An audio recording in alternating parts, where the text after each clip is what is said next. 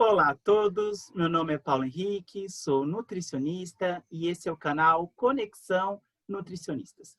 Esse canal tem o intuito de conectar os nutricionistas de diferentes áreas através de entrevistas com diferentes profissionais da área da nutrição. E o intuito é contribuir para conectar cada vez mais os nutricionistas, né? E desde já eu convido a todos a seguir o canal Conexão Nutricionistas no YouTube, para receber as notificações das próximas entrevistas, além de poder maratonar as maravilhosas entrevistas já existentes no canal.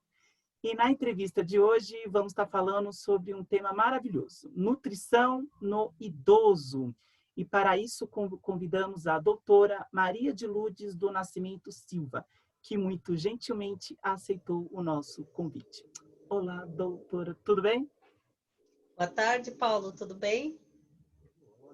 Vamos estar falando um pouquinho sobre a doutora Maria de Lourdes do Nascimento Silva. É nutricionista, docente, tem doutorado e mestrado em saúde pública, especialização em nutrição clínica e administração hospitalar. Foi supervisora responsável pela equipe interdisciplinar de gerontologia e pelo aprimoramento em atendimento em gerontologia também, ambos no serviço de geriatria do Hospital do Servidor Público Estadual. Foi uma das organizadoras, junto com a doutora Manuela de Almeida e a doutora Maria de Fátima, do Tratado de Nutrição e Gerontologia, um projeto riquíssimo que abrange muito essa área. Bastante coisa, hein, professora? Parabéns. Muito obrigada. Agradeço a você pelo convite, agradeço a todos que participam do seu canal, né, que eu só vejo que vem acrescentar na nossa área. Obrigado por ter aceito. Começando um pouco o bate-papo, como a nutrição pode contribuir para as alterações fisiológicas no processo natural, né, de envelhecimento?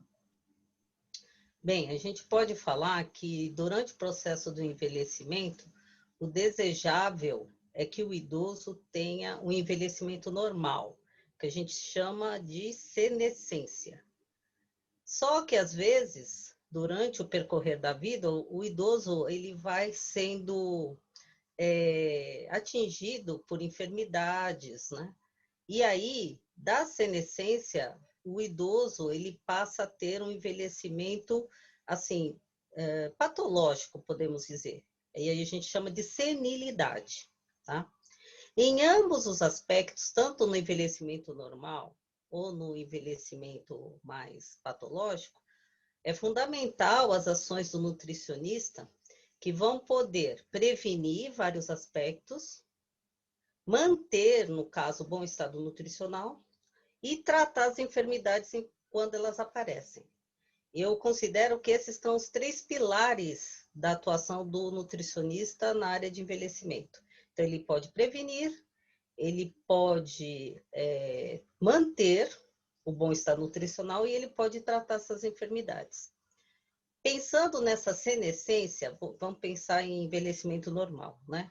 O idoso, a partir do momento, tem teorias do envelhecimento que considera que a gente começa a envelhecer desde o nascimento, né?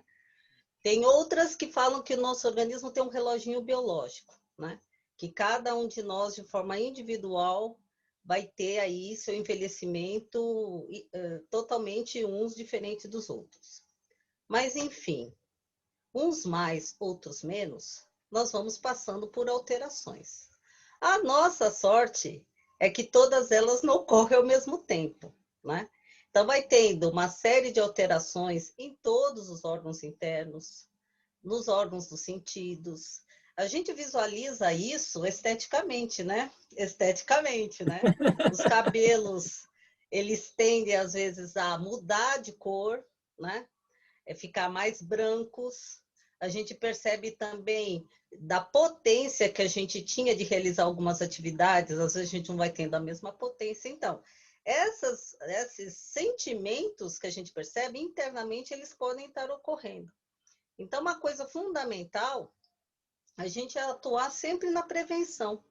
Então, se a gente pode, periodicamente, passar por especialistas para saber como está a nossa saúde, muita coisa a gente detecta no começo e a gente já trata.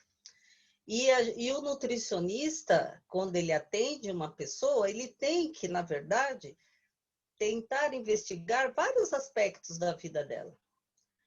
Não é só perguntar, se eu for encaminhado por causa disso. Muitas vezes, a causa do encaminhamento não é que realmente está causando incômodo para a pessoa. Então, por exemplo, pode ser que ele esteja com uma dispepsia fermentativa e o médico encaminhou porque ele está com colesterol elevado. Não que o colesterol elevado não é importante, mas o que está incomodando ele também é aquela queimação no estômago, né? Então, essa visão nossa é muito importante, da gente deixar o idoso falar do que ele sente, do que ele realmente quer, do que realmente está incomodando, né? Então, investigar essas alterações que vão ocorrendo é fundamental para que essas alterações também não piorem e possam até se tornar enfermidades propriamente ditas, né? Por isso, a importância de uma boa anamnese, né? Aquele Sim. profissional que sabe perguntar, questionar, porque aí acaba descobrindo outras coisas, né? E no atendimento do indivíduo idoso, existe alguma particularidade? Como deve ser feita a avaliação nutricional? Sim. O idoso, a avaliação nutricional, ela se inicia na hora que a gente vai receber o paciente. Então, alguns lugares têm um sistema de chamar o paciente no microfone, da secretária chamar, da enfermeira ou outro profissional que passou em outro profissional e ele for encaminhado. O que é importante é o nutricionista ir até o idoso, porque às vezes a forma que o idoso caminha já é um indicativo do que a gente precisa estar tratando, né?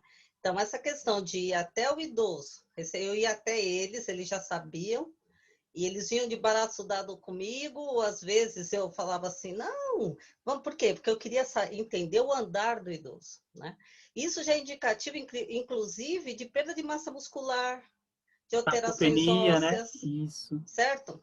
Então, essa recepção para o idoso é maravilhoso. Você começa a criar uma empatia e fica mais fácil dele te revelar o que você precisa saber. Existe, na verdade, como eu falei, uma individualização de tratamento. Quando a gente atende um idoso no ambulatório, é interessante a gente utilizar parâmetros que já são cristalizados, né? E que haja a possibilidade de a gente comparar com outras populações. Então, utilizar peso, estatura, para comparar com o índice de massa corporal do idoso é fantástico, né? Porque possibilita que a gente compare se essa nossa população ela está, né, de acordo com o que é preconizado nas pesquisas. No ambulatório também é possível você fazer detecção de riscos cardiovasculares. Então, circunferência da cintura, relação cintura-quadril, né?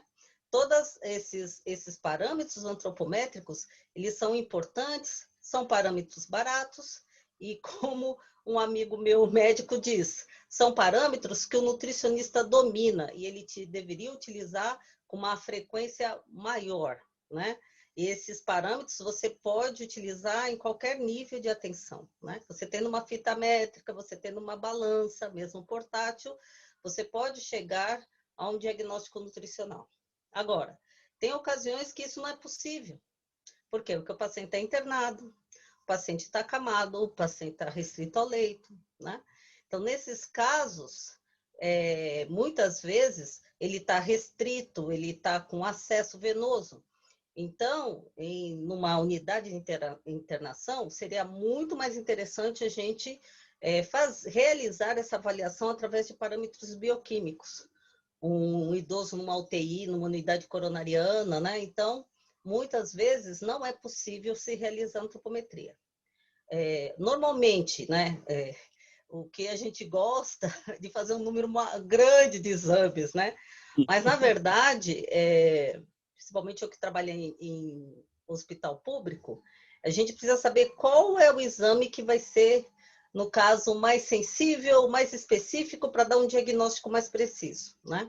Então, a gente sabe que a albumina é maravilhosa, então faz um rastreamento de proteínas plasmáticas, só que a albumina, ela só se modifica de 28 em 28 dias, né? Então, você vê a albumina hoje no paciente, verifica e está, no caso, por exemplo, com desnutrido, você vai entrar com uma conduta, só que para você reavaliar, você vai ter que esperar uns dias. O melhor seria a transferrina, né, que é mais ou menos uns 15 dias, é metade, e a maravilhosa é a pré-albumina, né? De 2 em 2 dias você já consegue chegar no diagnóstico, só que é muito cara. Então, ela é utilizada só, no caso, numa unidade mais intensiva, né? Então, a gente fica com a albumina, a gente que é dentro dos exames de bioquímica do sangue, e a gente fica com o hemograma. O hemograma é uma maravilha, é um exame rápido, simples, e ele vai te dando o perfil da série branca e vermelha, e você chega no diagnóstico, né? Então, normalmente, a gente utiliza, isso precisa ficar bem claro, que são normalmente esses parâmetros, né? O bioquímico antropométrico é que chegam num diagnóstico nutricional. As análises de composição da alimentação, eles não chegam a um diagnóstico. Eles avisam a gente como é a alimentação da pessoa. Pode ser que você faça uma análise na alimentação do idoso, tá tudo maravilhoso. Você olha para o idoso, o corpo não condiz com a dieta. Não Por está quê? sendo Porque condizente, ele já está fazendo, realmente, pode ser que ele está fazendo a conta, mas não deu tempo das modificações corporais estarem sendo estabelecidas, tá? Agora, Paulo, de best, assim, né? Se a gente pode escolher, né? Principalmente para idoso, que há uma modificação fisiológica da composição corporal, se a gente tem uma bipedância, meu Deus do céu, é uma maravilha. Por quê? Porque você vê a relação que está ocorrendo entre esses compartimentos corporais, né? Então, você realmente, efetivamente, vê se tem essa redução de massa magra, né?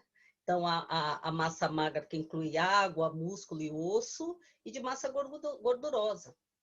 Porque muitos pesquisadores falam uma diminuição da massa magra e aumento da massa gordurosa. Não é bem assim, né?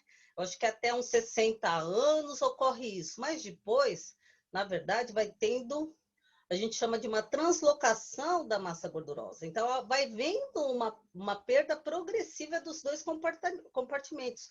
Infelizmente, é mais a massa magra. Então, se você tem alguma forma de você avaliar a composição corporal, ótimo, né? A minha tese de doutorado, eu fiz uma calibração entre a bipedância, porque não tem parâmetros para o idoso, né? E com a densitometria óssea, que é outro exame que, se você pode, além de você fazer a avaliação, né, de como está essa densidade óssea, você pedir uma avaliação da composição corporal, a DEXA dá para a gente. Então, também é um aspecto maravilhoso, né? Então, não sei se eu consegui responder. Tentei fazer aí um... Foi ótimo. Mas, por exemplo, em relação à avaliação nutricional, o que seria mais importante? A parte antropométrica ou a parte bioquímica?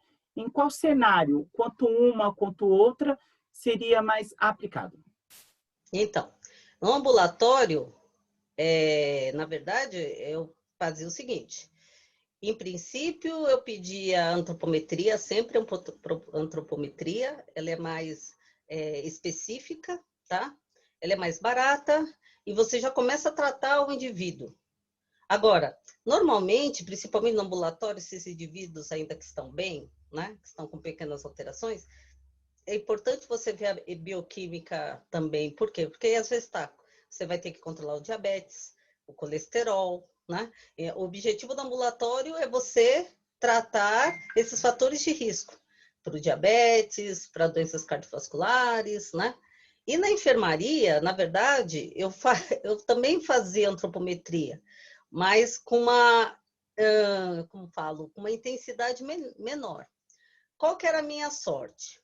Primeiro que eu tinha uma maca balança, né?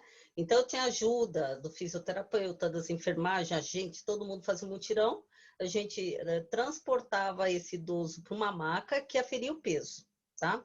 Além disso, na enfermaria, né, para pacientes não enfermaria ou pacientes em assistência domiciliar, é possível você utilizar as fórmulas de estimativa de peso e estatura, que isso também possibilita você fazer a estimativa do peso e da estatura e você analisar o índice de massa corporal do idoso, tá? Porque em assistência domiciliar também não vai ser possível, por mais que a bioquímica é muito mais sensível, não vai ser possível você solicitar exames com uma frequência muito grande para você acompanhar.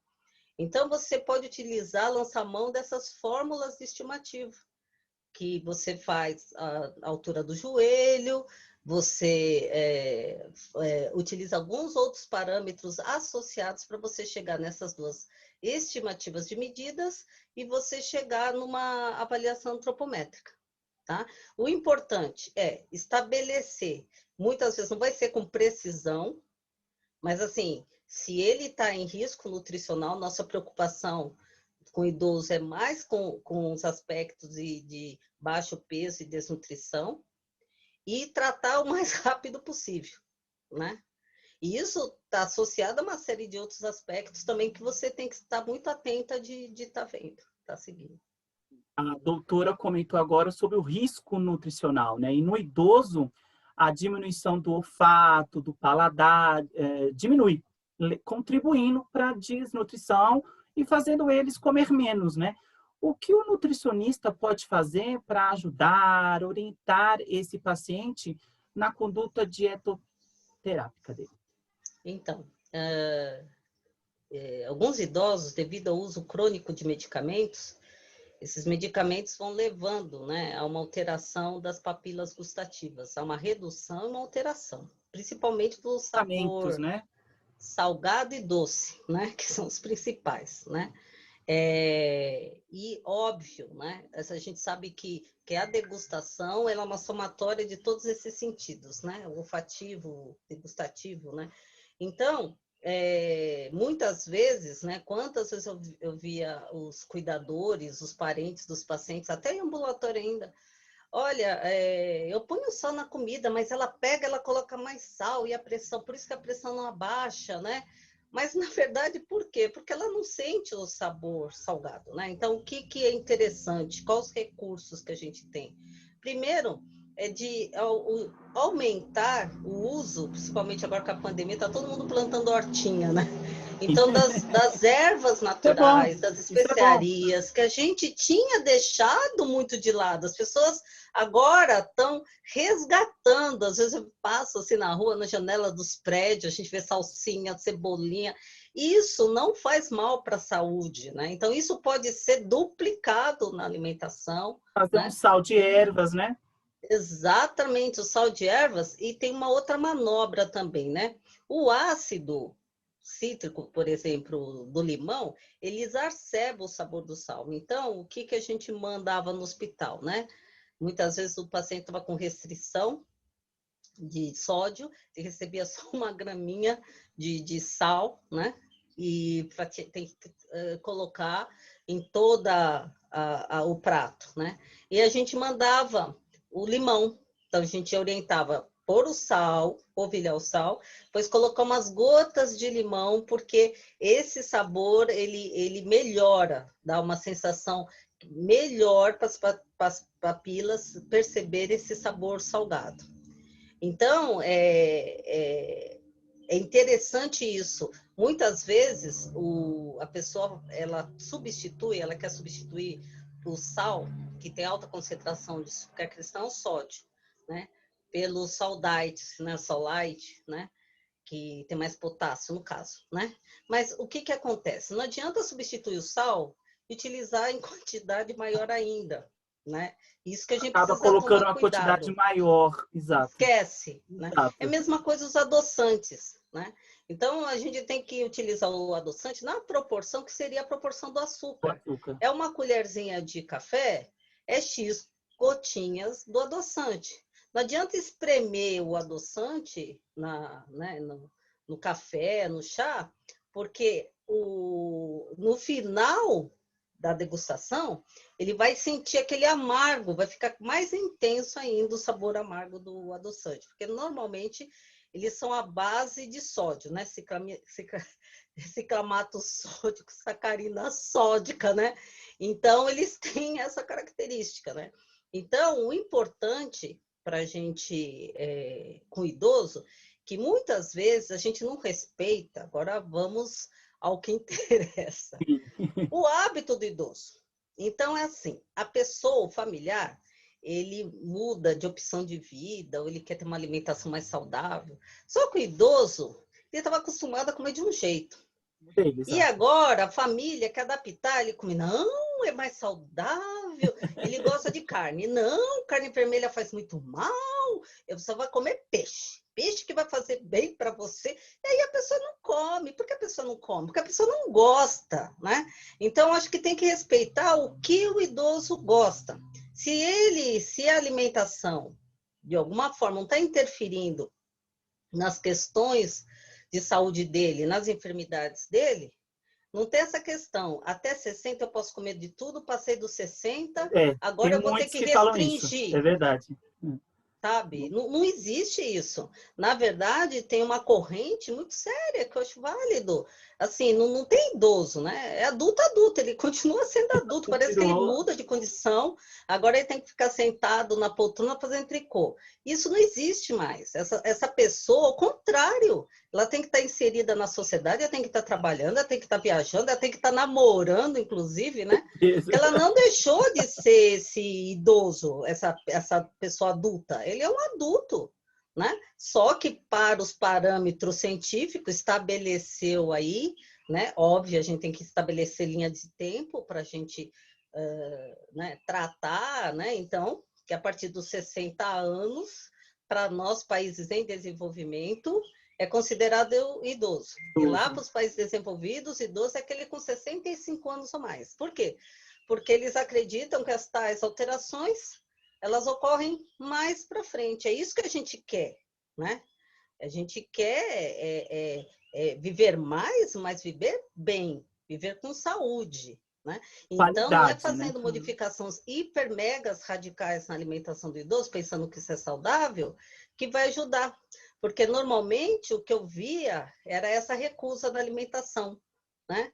Porque eu gosto de comer aqui, mas não me deixam. Então, eu conversava com ele. Eu adoro, sei lá, comer feijoada.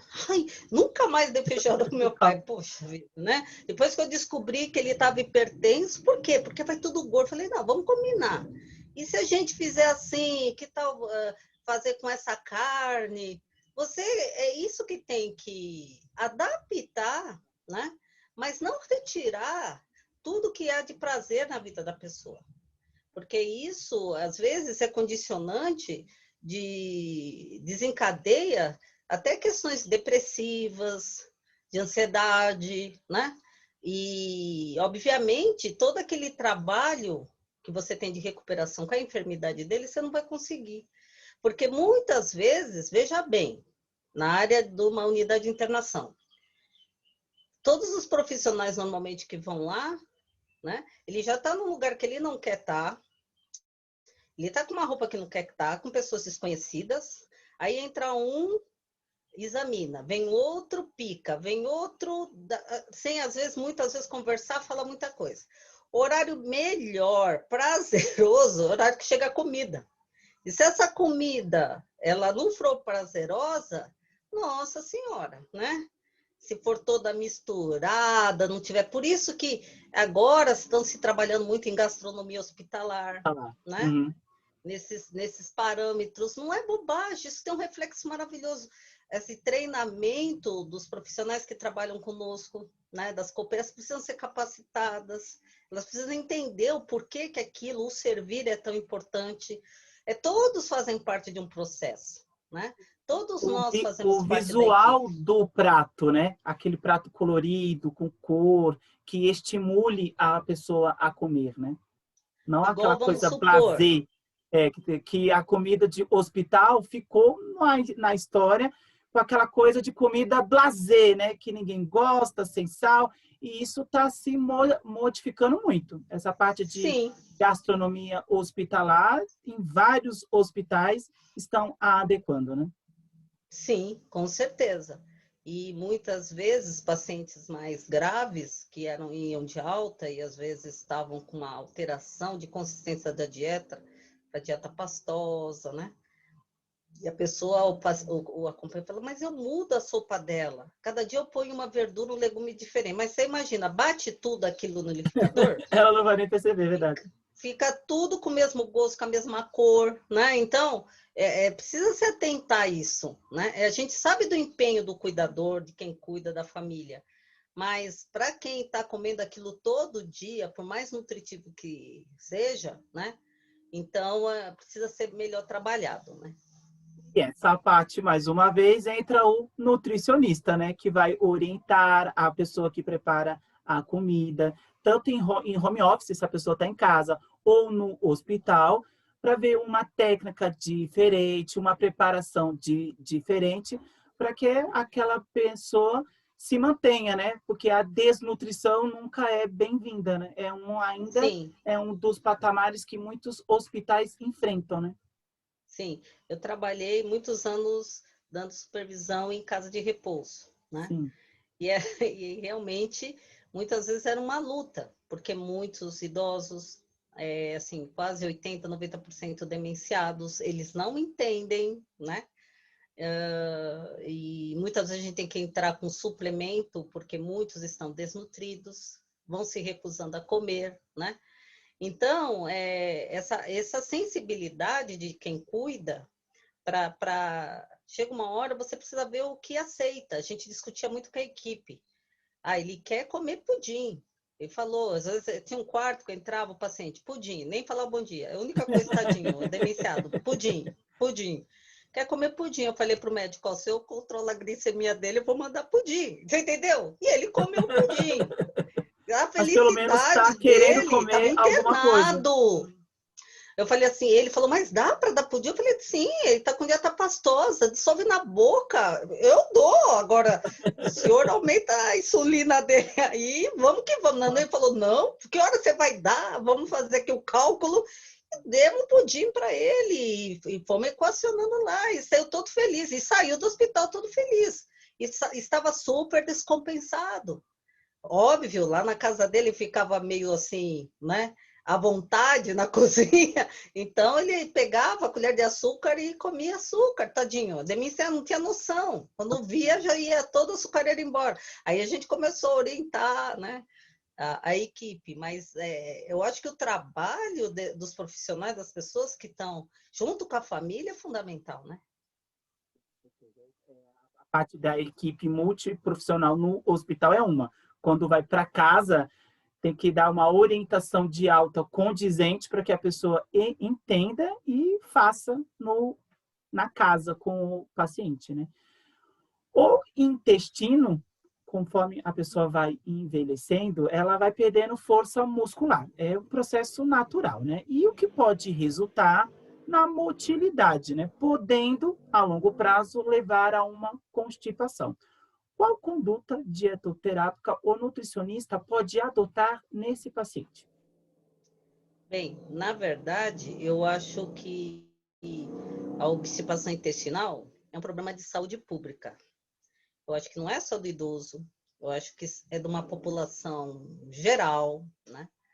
Porque começa com uma questão de discriminação das áreas subalternas do corpo, né?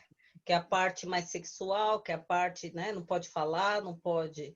E muitas vezes os profissionais que tratam o idoso não investigam nem pergunta, né? Como está seu intestino? Eu já chegava, ele já me conhecia, eu falava, já começava assim, e aí? Tá fazendo cocôzinho? O cocôzinho tá como? Tá mole ou igual cabritinho? Eles já davam risada, tá igual cabritinho. Eu falei, então a gente precisa tratar isso daí, Quebrar o né? gelo, né? Tem que Tem quebrar que um pouco quebrar o o gelo. gelo, porque Sim. eles também se sentem constrangidos. Eles não querem, eles acham que não pode falar aquilo, sabe? Que não pode fazer. Às vezes estão com incontinência urinária, também não falam, sabe? Então, você tem que quebrar o gelo, né? Falar, como está o senhor está com obstipação intestinal, né? Às vezes a pessoa pensa que está com resfriado, né? Constipado, né? Exato. Então, você tem Quebrar um que pouco esse realmente gelo. falar. E aí? Você está indo no banheiro todo dia? Como tá as fezes? Eu quero saber como essas fezes estão. Se está mole, se está dura. Porque é uma coisa que é muito importante, né? Às vezes as pessoas acham que no banheiro todo dia está tudo bem, mas elas têm que analisar, o nutricionista tem que analisar a consistência das fezes. Não adianta ir todo dia e essas fezes terem consistências endurecidas. Elas têm que ter consistências pastosas. Tem pessoa que não vai todo dia, vai um dia sim, um dia não. A consistência é pastosa, ele não está com flatulência, ele não está com distensão abdominal, ele não está obstipado. Né? Então, essa sensibilidade, principalmente no idoso, ele tem essa alteração, ele vai ter essa alteração. Eu preciso saber não só a frequência, precisa saber da consistência das fezes. Uma coisa que a gente verifica, que esse idoso, principalmente ambulatorial, os filhos já saíram de casa, às vezes só está ele e a esposa dentro de casa, eles vão alterando muito o hábito alimentar. Ele não faz comida todos os dias. Porque dá muito trabalho. Vou fazer uma panela de arroz, vou cozinhar uma panela inteira de feijão. Eles, às vezes, só fazem realmente uma alimentação completa com todos os itens sábado e domingo, porque vêm os filhos com as crianças almoçar na casa deles. Durante a semana, muitos só comem café com leite, põe manteiga. Agora põe um frios, põe um presunto, põe um queijo, come uma torradinha à noite com bolacha, né? Então, óbvio, o conteúdo de fibras alimentares da alimentação vai reduzindo muito. E veja bem, não está reduzindo agora, isso já está vindo há muito tempo, né? Porque a vida era corrida, porque não tinha tempo para comer, porque às vezes já não gostava de verdura e de legumes. E outra, água. A gente chama o idoso de um desidratado crônico. Porque se ele já não gostava de água, chega nessa etapa aí que ele não bebe água. Então, vai travando tudo, né? O intestino, ele realmente ele vai parando de funcionar. Então, primeiro, a gente tem que aumentar o consumo, eu sempre falo, de líquidos. O que o idoso tolera beber? Não adianta falar assim, olha, o senhor precisa tomar 2 litros de água por dia. Ele vai ficar olhando para sua cara assim. Ele não vai tomar água, entendeu? Aí, então, você pergunta, o que o senhor gosta de beber? Ah, é água de coco? É chá gelado? É suco de fruta? Né? Então, você vai fazendo as contas com ele. Ó, tal horário é o chá gelado, tal horário é o suco de frutas. Adoro melancia. Então, é época, Ótimo. a melancia. Então, você vai contabilizando para ver se dá em torno de 1,5 litro a 2 litros. Isso já melhora muito, porque tem uns que nem um copo de água por dia toma. É muito séria essa situação. Então, você tem que estimular a ingestão de líquido. E segundo, essas fibras, como elas vêm? Precisa saber se ele gosta de salada crua, se ele gosta de salada verdura refogada, se ele gosta de legumes, se ele não gosta dessa forma, se dá para incorporar na alimentação de outras formas, num feijão, num arroz. Aí, porque tem que ser uma alimentação variada. Parece que ele entende assim, que na segunda é couve, na outra é alface, na outra não é assim, é o que você gosta de comer. Adoro couve, e aí, pode ser couve todo dia? Ai, eu adoraria. Então é couve Ah, todo sim. dia, entendeu? Então, que mais? Ali é só couve, você fala, não pode ser outra também? Ah, eu gosto de alface. Então faz assim, ó, você vai se revezando. Um dia couve, outro dia alface. Vai dar para ser esses dois? Dá, esses aí eu como. Ah, minha filha quer que eu coma aquilo outro eu não gosto. Né? Então, são pequenas coisas que fazem umas diferenças enormes, porque você tem que perguntar para ele o que ele gosta de comer. Muitas vezes ele não gosta da verdura que os parentes comem, mas ele tem as suas preferências, né?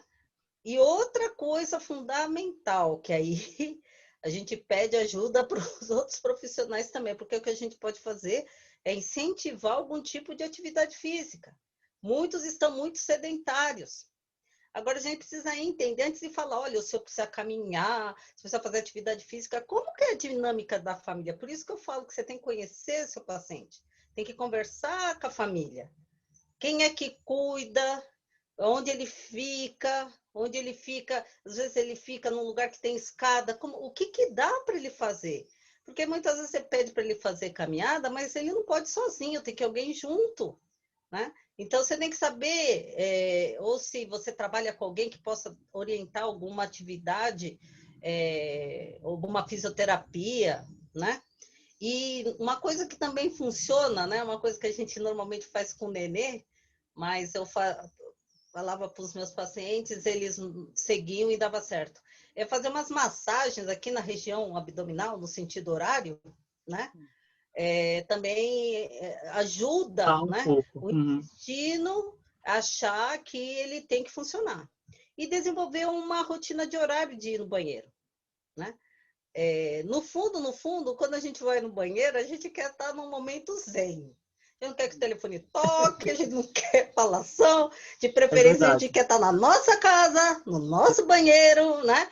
Então a gente pergunta para ele, que hora assim que é legal para você no banheiro? Ai, depois que todo mundo sai. Ai, depois que as netaiadas saem. Eu falei, então, que hora é isso? Lá pelas 8, 9 horas. Então, 9 horas você pega seu jornal, põe debaixo do braço, vai no banheiro.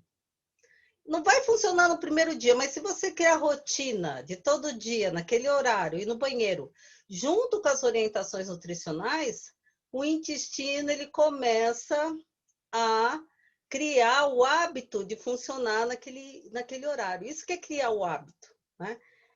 A gente fala que tem gente que pega na maçaneta da vontade, até então não estava. Então o intestino vai criando, e isso é maravilhoso, principalmente para quem viaja, né? Porque tem gente que viaja, se ficar viajando 7 dias, são 7 dias com o É intestino verdade. preso, né? Por quê? Porque não criou o hábito. É lugar estranho, gente estranha. E outra, né? Cheira. E não cheira bem, né? Apesar de uma questão fisiológica normal do processo orgânico, acho que as pessoas acham que queria que cheirasse perfume. Então as pessoas têm um complexo Não dá. enorme de ir no banheiro fora de casa. E isso vai levando a essa situação. Por isso que eu falo, vem de muito antes essa obstipação, que culmina agora no envelhecimento. A doutora comentou sobre o baixo consumo hídrico, né, do público idoso, né? Nos estudos que a doutora sempre se aprofunda, né, no público idoso, tem alguma explicação, alguma causa que leva o público idoso, na sua maioria, ter esse baixo consumo hídrico? Olha, eu acho que tem uma questão relacionada com o estilo de vida mesmo das pessoas, né? Por exemplo, eu atendi muitos pacientes meus foram nordestinos. Eles não bebiam água, eles não comiam verdura nem legume. Falava que água eles não precisavam e que isso é coisa que é a seca lá que precisa, e verdura e legume eles também não eram cabra, também não comia. Então, tem uma geração que realmente ela a base da alimentação, arroz, feijão e carne, assim, um tipo de mistura, como eles falam, né? Como a gente agora, né? Eu acho que é até legal falar no novo guia alimentar, né? Que ele ilustra e valoriza as várias formas de alimentação do nosso país. E nelas inclui mais as verduras que tem dentro das suas culturas, seus legumes. Eu acho que isso está melhorando muito. Tá assim, as pessoas estão valorizando muito essa questão das verduras, legumes na alimentação. Eu acho que isso só foi, e até um pouco antigamente, de modismo, né? A gente vem de uma alimentação que era muito valorizada, alimentação industrializada, né? A gente está saindo disso e não faz muito tempo. Eu me lembro quando eu entrei na faculdade, era uma luta isso, porque todo mundo só queria saber de fast food, só queria saber de coisa industrializada. Então, agora, a gente está retomando a valorização da alimentação saudável, mas uma valorização cultural da alimentação, né? Respeitando todas essas nuances que a gente tem no nosso Brasil inteiro, né? Então, não tem alimentação ruim, né? A gente normalmente tem que orientar assim, a quantidade que você está comendo está de acordo com a sua necessidade, né? Então, se a quantidade está de acordo com a sua necessidade, se você não tem nenhuma enfermidade, Se você está bem, você pode comer de tudo, né? Então, eu acho que essa questão do nosso guia, desse novo guia, ela fala muito isso é muito importante. E mostra foto. Então, você vê, né? Vou retomando aqui, você vê a feijoada, você vê açaí, você vê banana, você vê coisas macarronada, omelete, carne de porco, né? Porque cada hora é a bola da vez, né? É Isso é verdade. proibido, aquilo é proibido, né? Então, você vê uma variação na alimentação que, obviamente, se a pessoa tiver alguma enfermidade específica, a gente vai adequando. Adaptando, Mas, vai ao fazer. contrário, né? A nossa alimentação do nosso país é maravilhosa, né? Então, a gente tem que ter e conhecer mais, né? Experimentar mais, né? Para feiras, mercadões municipais, né? Nossa, Conhecer as variedades, né? Quando a pessoa é. vai num mercadão municipal, na feira de semana, que sempre tem perto de casa, tem os alimentos sazonais, de épocas, né? Colocar eles, né? É uma novidade no ano na sua alimentação, né? É muito importante. É muito importante outra, né? É muito vantajoso para o bolso, né? Se a gente realmente, como era antigamente, né? Eu me lembro muito bem da minha avó, por isso que tal coisa tá cara, porque na época, tá fora da época ela fazia. Então a gente tinha, todas as casas tinham aquelas tabelas, né? Ah, agora é época disso, vai entrar na época disso. Ah, tal coisa tá feia, é porque já tá saindo da Fora de época, né? época. Então eu me lembro que eu fazia cardápio muito pautado nisso. Se eu colocasse algum alimento que era fora Fora. Nossa, era zero na hora, não tinha nem o que pensar. Agora, com toda essa, né? Com esse crescimento tecnológico, né? Que a gente sabe da nutrigenômica, né? Que intervém em várias áreas, inclusive da agricultura. Tem ali, por exemplo, morango tem o ano inteiro, né? E outro dia eu fiquei meio assustada, porque eu vi um morango que ele parecia um pêssego, né? Grande. Imagina, morango era uma coisa assim, agora o morango Prêmio. era assim, né? Sim. Então, muitas, mas a gente tem que pensar, né? Que morango é esse? Qual a procedência, né? Então, essas reflexões das pessoas, né? Então, nessas feiras mais de orgânicos, que vendem produtos assim do pequeno produtor, né? Do produtor familiar, é muito importante, né? Valorizar esse produto que vem de uma questão mais natural, mais saudável, né? Doutora Maria de Lourdes, junto com a doutora Manuela de Almeida, Maria de Fátima, né? Foram organizadoras do Tratado, né, de Gerontologia, inédito, né, para a nutrição. Como surgiu o processo de criação, a ideia de fazer esse tratado? Quais foram os desafios, os convidados, tudo que teve por detrás desse tratado aí? Então, na verdade, desde a época do mestrado, eu queria que a minha orientadora escrevesse um livro, né? Ela já tinha participado de vários outros livros, né? E participava sempre de congresso, mas eu considero uma das maiores sumidades na gerontologia do Brasil. E eu ficava, não, você tem que escrever livro, você tem que escrever livro. Aquilo ficava assim na cabeça dela o tempo todo. E o tempo foi passando, muitas coisas a gente participava juntas, né? Por exemplo, da organização do seminário na ANAD, a gente organizava toda a parte do Congresso de Diabetes para idosos, né? A mesa. Em outros eventos, a gente fez parte da Sociedade Brasileira de Geriatria e Gerontologia, né? E aquilo, né? Como a gente está muito próximo da área de pesquisa, né? E na área dos estudos no envelhecimento, e todas também têm uma visão prática, né? A Manuela é muito ligada ao projeto SAB, né? Todo o pós-doutorado dela é ligado a isso, a Fátima também. Então, chegou uma hora, falou, vamos escrever então esse livro, né? Daqui a pouco eu vou aposentar, então vamos escrever, né? E aí nós começamos esse processo, não é fácil, né? É muito gostoso, muito gratificante, mas dá muito trabalho, porque você trabalha com pessoas que têm outras atividades, né? Que estão envolvidas em outros projetos, projetos particulares, projetos de serviço, e você tem datas, né?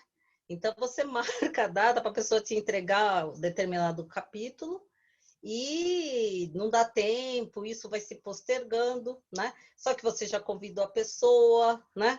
E muitas pessoas lá pela metade desistem, aí você tem que convidar outro autor para escrever o capítulo. Depois que, Gerenciamento, né? depois que você escreve, você recebe cada capítulo, você tem que revisar capítulo por capítulo e rever se aquelas referências estão adequadas, estão atualizadas, né? Então, essa questão da organização dá muito trabalho. E óbvio, né? A gente escreveu vários capítulos, que é onde é a nossa área de atuação. Então, a parte de antropometria é nosso, nós três que escrevemos, né? Porque a nossa área é essa, né? É a avaliação nutricional de idoso. Então, mas foi muito gostoso. E à medida que a gente foi escrevendo, a gente foi pensando, né? Vamos colocar isso, colocar aquilo, colocar aquilo. Aí fomos na editora, né?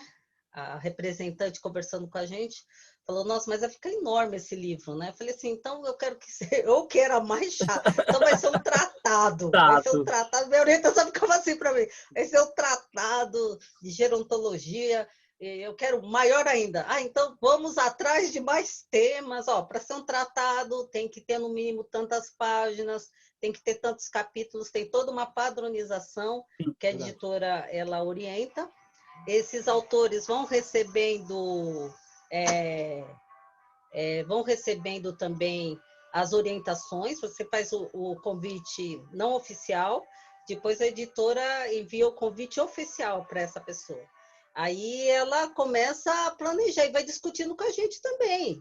Então tem isso, você tem que ter um tempo disponível para estar explicando para esses autores que você convidou todo um detalhamento. Eu falar o que você quer que eu coloque, né? Então, assim, é um trabalho árduo, mas valeu a pena, né? Então, A pessoa que adquirir o tratado de gerontologia, o que encontra? bem, encontra todas os temas ligados à nutrição em gerontologia, né? Então, como tratar cada alteração fisiológica do processo de envelhecimento, né? Principalmente aquelas ligadas ao aparelho gastrointestinal. E depois, como cada nutricionista vai tratar o idoso com as várias enfermidades, né? A gente tentou contemplar a maioria das doenças. E tem uma parte interdisciplinar, quer dizer, como cada área da saúde pode contribuir para o envelhecimento, para a nutrição daquele idoso. Então, tem a participação do médico, do fisioterapeuta, da enfermagem, do fono, da terapeuta ocupacional, do educador físico, né? Da psicóloga, da assistente social. Então, tem a visão de cada área. Depois tem como é a pesquisa, como deve ser a pesquisa em gerontologia, como deve ser o ensino em gerontologia, e cuidar do idoso nos vários cenários, tem isso também. Então, como cuidar do idoso no ambulatório, como cuidar do idoso em unidade de internação, como cuidar do idoso na assistência domiciliar, na ILPI, nas instituições de longa permanência para o idoso. Então, nos vários cenários, né, numa UBS, numa unidade de atenção básica, então, nos vários cenários, como cuidar do idoso, né? Então, realmente a gente tentou, e toda uma questão também epidemiológica, né, dos estudos, né, do envelhecimento, que foi a nossa saudosa Maria Lúcia Lebrão que escreveu esse capítulo, que foi a organizadora do Projeto SAB, lá da Saúde Pública, né? Então, para nós é um filho que muito nos orgulha, né? E, na verdade, né, eu queria que o nome do livro fosse no nome da minha orientadora, mas ela fez questão, ela falou, não, vai no seu nome porque você que ficou aqui me apurrinhando para eu escrever. Mas aí eu tive a oportunidade de homenageá-la, a Manuela, de homenagear a nossa orientadora, né? No Qual o futuro nome eu quero dela? que fique igual o Krause, comece com o nome com assim, Maruti, né? Tratado de Nutrição e Gerontologia. Quero que fique o nome dela no livro. Qual o nome da sua orientadora? Maria de Fátima Nunes Maruti. E esse tratado eu cheguei a pegá-lo em mãos, dar uma lida, tá até aí. Ele é completíssimo. E a área de nutrição é uma área que está sendo muito procurada por muitos alunos. Ele é um norte, ele é um direcionador para muitos estudos. Parabéns pela ideia, pelo projeto. É isso daí mesmo. O que era um livro, acabou virando um tratado. E quem saiu ganhando? Tratado. A nutrição, né? Parabéns. E, doutora, Obrigada, Paulo. qual dica ou conselho a doutora deixa para o nutricionista que deseja seguir a área de nutrição voltada para o público idoso, a terceira idade? Eu acho que é a profissão do futuro, né? A gente vai ter que ter especialistas voltados às pessoas que vão viver muito mais anos, né? Eles vão atingir aí os limites da vida humana.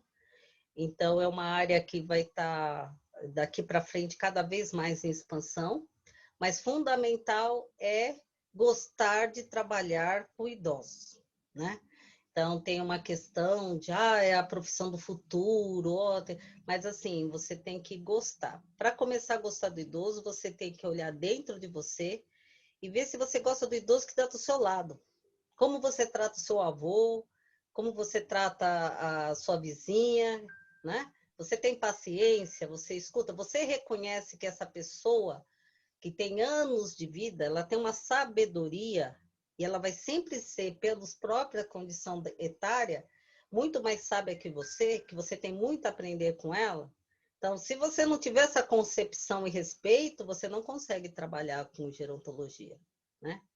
Então, se você for uma pessoa imediatista, achar, né, é agora, não, você tem que pensar no futuro. Como que você encara o seu envelhecimento?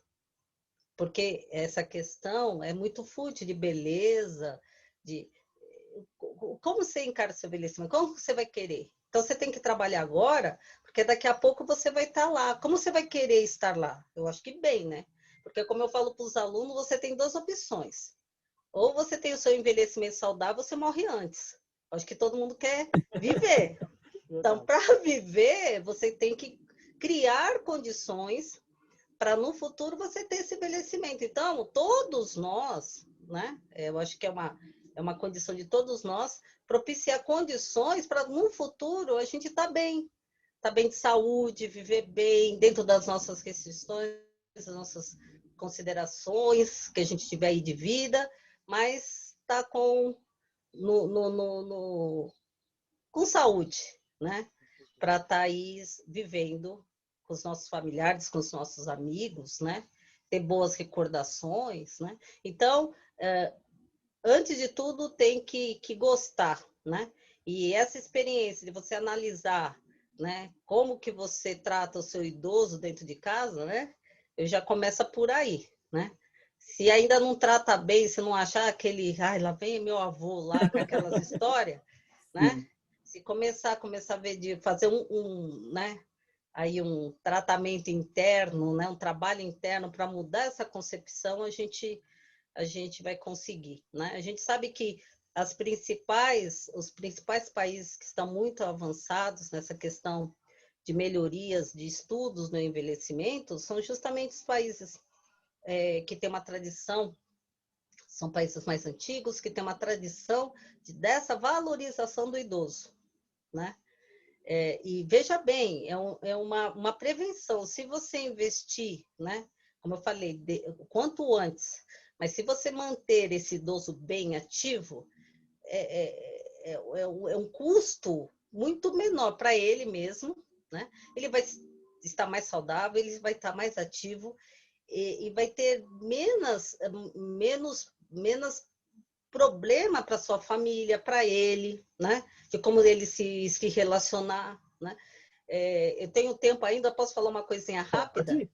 Pode falar sim. Eu me lembro que um Natal, fui com meu pai no mercado, já faz uns anos atrás, uns 15 anos. Eu fui em determinado mercado e a gente com dúvida se ia comprar pernil, peru, sei lá, olhando. Aí chegou uma senhora, cabelos brancos, linda, e olhou assim. Eu estava começando a estudar essa questão da geriatria, né?